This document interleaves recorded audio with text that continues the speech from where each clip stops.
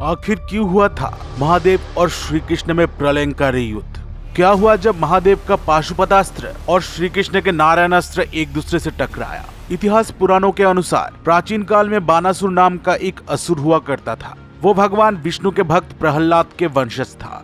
हजारों सालों तक महादेव की कठोर तप करके उसने महादेव को प्रसन्न कर लिया था। प्रसन्न होकर महादेव बानासुर को बोले, बानासुर, मैं तुम्हारे तपस्या से संतुष्ट हुआ हूँ, बोलो तुम्हें क्या चाहिए? ये सुनकर बानासुर ने महादेव से कहा, हे देवादिदेव महादेव, आप मुझे वरदान दीजिए कि अगर मैं कभी भी किसी युद्ध में परास्त होऊंगा तो उस युद्ध में आप स्वयं मेरी रक्षा करेंगे, आप खुद मेरे ओर से युद्ध करेंगे। बानासुर के भक्ति से संतुष्ट होकर महादेव ने उसे ये वरदान दे दिया था, जिसके कारण बानासुर बहुत ही शक्तिशाली हो गया था। उसे युद्ध में परास्त करना असंभव हो गया था, क्योंकि जब भी वो युद्ध में कमजोर पड़ता था तब खुद महादेव उसके ओर से युद्ध लड़के सबको परास्त कर देते थे।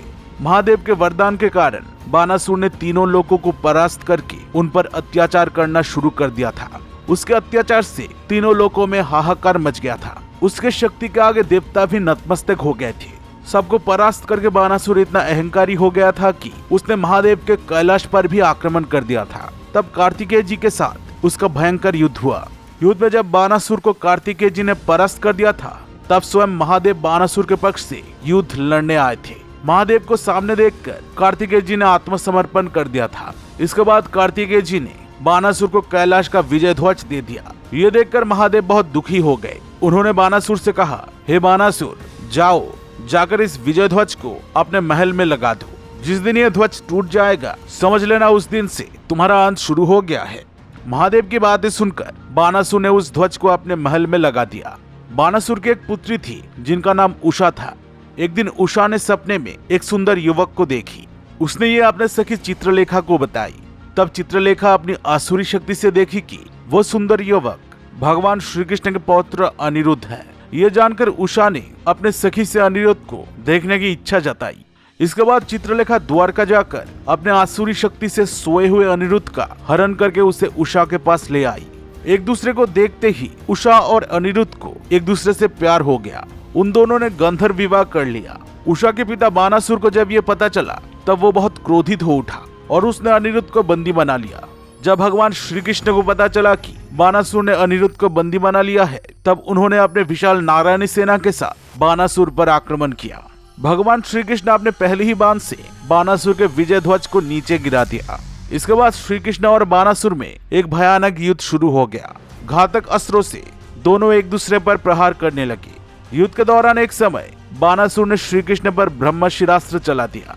इसके जवाब में श्री कृष्ण ने बानासुर पर अपना सुदर्शन चक्र चलाया। देखते ही देखते सुदर्शन चक्र ने बानासुर के ब्रह्मशिरास्त्र को निगल लिया।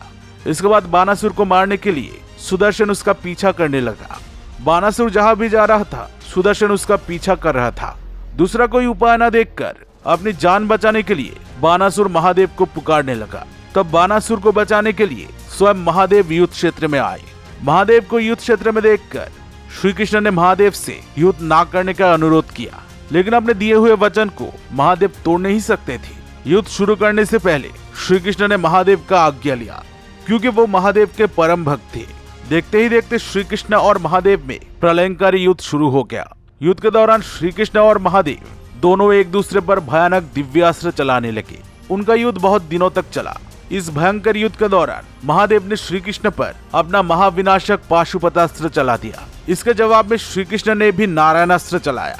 इन दो अस्त्रों के टकराव से संसार कांपने लगा। उन दोनों को युद्ध करते देख देवता भी हाहाकार करने लगे, क्योंकि श्री कृष्ण और महादेव के इस युद्ध से पूरे ब्रह्मांड का विनाश हो सकता था। युद्ध के दौरान मन ही मन श्री कृष्ण महादेव से कहने लगे, हे देवादिदेव महादेव, इस युद्ध क्षेत्र में जब तक आप बानासुर की रक्षा करेंगे तब तक मैं कुछ भी नहीं कर पाऊंगा। इसलिए आप ही कोई मार्ग दिखाइए जिससे धर्म की रक्षा भी हो और इस असुर का अंत भी हो। तब महादेव ने श्री कृष्ण को निद्रास्त्र चलाने के लिए कहा। जब श्री कृष्ण ने महादेव पर निद्रास्त्र चलाया तब महादेव गहरी निद्रा में चले गए। इसके बाद बानासुर खुद श्री कृष्ण से लड़ने लगा। युद्ध के दौरान जब श्री कृष्ण अपने सुदर्शन चक्र से बानासुर का शीश काटने गए, तब वहां पर ब्रह्मा जी और महादेव प्रकट हुए। उन्होंने श्री कृष्ण को स्मरण कराया कि उन्होंने अपने परम भक्त प्रहलाद को उनके वंशजों की रक्षा करने का वरदान दिया था। महादेव और ब्रह्मा जी की बात मानकर श्री कृष्ण ने अपना सुदर्शन चक्र वापस ले लिया। इस हार से बानासुर को अपने गलती का एहसास हो गया।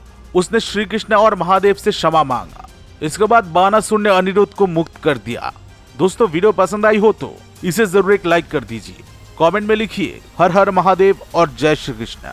ऐसे ही और वीडियोस देखने के लिए इस चैनल को सब्सक्राइब करके बेल आइकन पर क्लिक कीजिए।